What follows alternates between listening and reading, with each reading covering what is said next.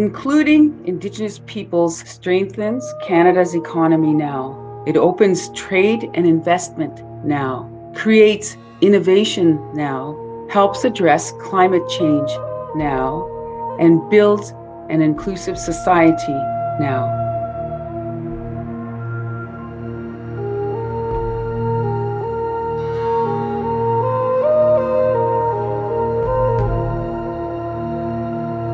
Hello, I'm Ray Wanich. I'm the Executive Director of CANDO, the Council for the Advancement of Native Development Officer. Ani Idabandishnakas, Jijak Dodem. My name is Dawn Madabi Leach, and I am the Chair of the National Indigenous Economic Development Board and the General Manager of the Wabatek Business Development Corporation. Ani Buju Tabitha Indijnakas, Nipissing Indijnaba. Hello, I am Tabitha Bull, President, CEO of Canadian Council of Aboriginal Business. My name is Kelly Lindsay, President and CEO of Indigenous Works. Tanzea Agua, Tawau. This is a Cree greeting, which means hello, but Tawau is a more inclusive greeting to say, come on in. Wache Miswe, Shannon Matakovan, Dishnakason, Naka Niniga Nashtin, Bitabu Nochin.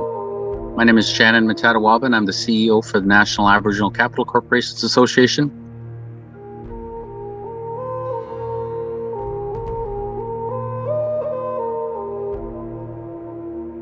The National Indigenous Economic Strategy for Canada came about as a result of a recommendation made to Canada by the OECD, an organization that provides policy advice to its member states. It's an international organization, and they delivered a report with recommendations to Canada on linking Indigenous people to economic development.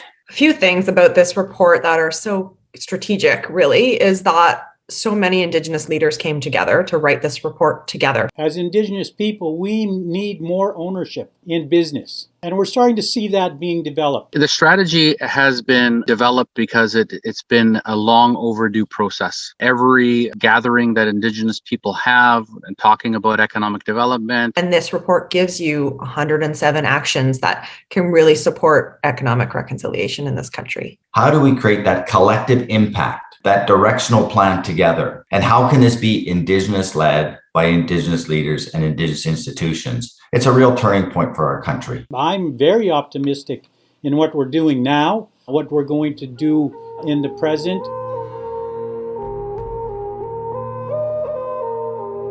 There are calls to prosperity in this report that anyone can pick up. So whether you're a business leader, a policymaker, government, institution, academic institution, or just a consumer in Canada, and any average Canadian. There's lots of room for everybody. Developing a strategy for any nation, for Indigenous nations, requires us to be inclusive. How do we create an opportunity for non-Indigenous and Indigenous organizations, governments, businesses to work together to grow this economic prosperity that we're all seeking? Labor markets are complex. Economies are complex. We need to work together in Canada to develop the opportunities and act on these calls to action. And that's why Tawau, come on in. There's lots of room for everybody. That this strategy is a benefit not just to Indigenous people. This strategy is a benefit to all Canadians.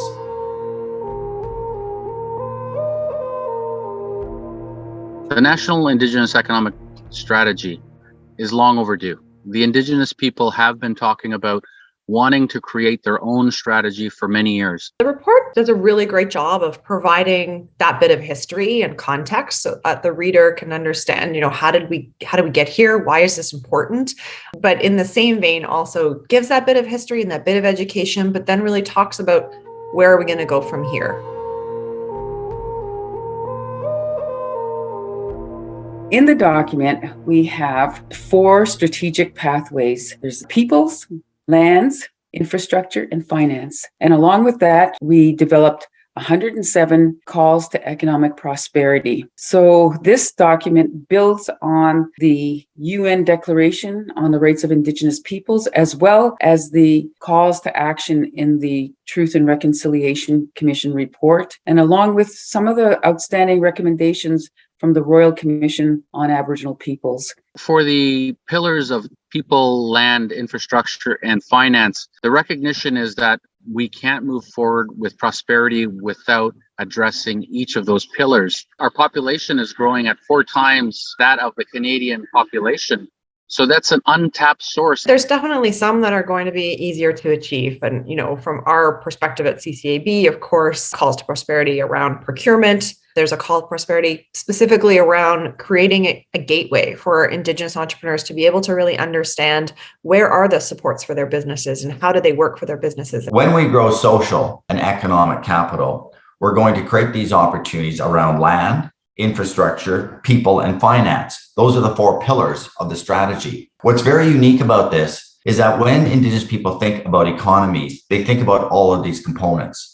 I mean, often you hear this term holistic, but it's true. They are thinking about all of the aspects of developing the economies and reclaiming our economies, which requires us to think about the land, the plants, the animals, the economy, the air, the water. I think with the 107 calls to prosperity that are laid out by people, lands, infrastructure, and finance, I think every organization, every community, and all levels of government will find pieces of it that applies to them so that they can start implementing each of those calls to prosperity through their organization, their departments, and their communities so that we're all moving together at one.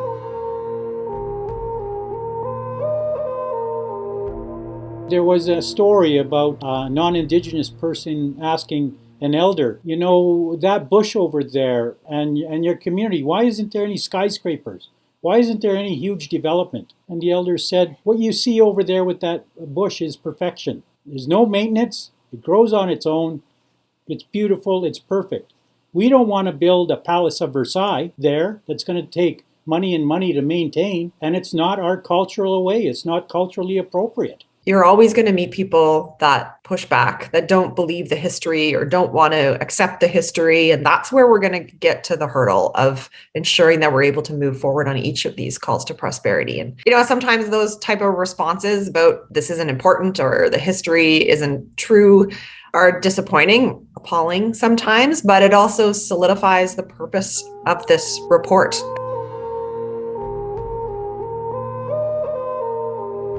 I would say that one of the key things that this report will do is that if we are going to grow economic capital, we have to grow social capital. Social capital is the links and the bonds between and among people and groups. And we know that there's been a history of distrust. There has been a history of social capital gaps. This strategy is addressing both. There is this acceptance of what happened in this country with Indigenous people was wrong, an acceptance of the history. And there are Canadians who want to change that, who want to take action to see what they can do to improve upon that and to repay what might have happened with their ancestors. So I think that is momentum that we really need to ensure that we're continuing to push. That's my aspirational goal, is that the economies are an instrument and a mechanism to us achieving this sense of prosperity and purpose. And that's what I hope for, is that we know the history of exclusion. We know the history of distrust in this country.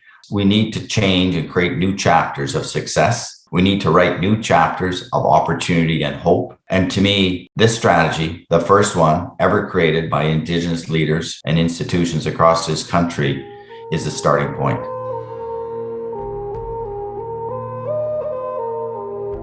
I think the priority always in our mind, we always said it in our meetings, is what is best for our communities? What is best for our people? How can we move along and be meaningfully included in Canada's economy? How can we take our rightful place in making sure that the lands are looked at in a way that's sustainable, that we have the 7 generations in mind in the work that we do? It was really important. So we followed a lot of our practical teachings that we have in devising this strategy. We need to ensure that we're getting to that point of where we were before when settlers arrived here. As you said, it's not going to happen tomorrow. It is going to take decades. It took hundreds of years for us to get to where we are, and we're on this path to rebuild, and we need to be patient, but the time is now to really move forward on this path towards economic prosperity. Including Indigenous peoples strengthens Canada's economy now. It opens trade and investment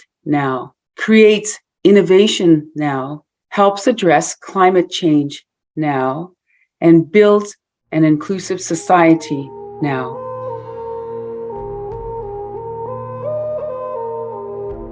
This is what we hold, is we want to continue to embrace the resiliency of our people who blaze those new trails. We want to support them. We want to make sure that our voices are heard and reflected in this whole mosaic of a country called Canada, because these are our lands. We should be involved. We want everything in terms of achieving things to be the same. We want the same social, economic, education, and economic prosperity that communities and people are seeking in Canada. And I think that's the message we need to be communicating. The second thing we're doing is the opportunities that we're creating are not just for Indigenous people. This strategy is going to generate opportunities for our mainstream Canadian brothers and sisters. And that's inclusion at work. That's economic inclusion at work.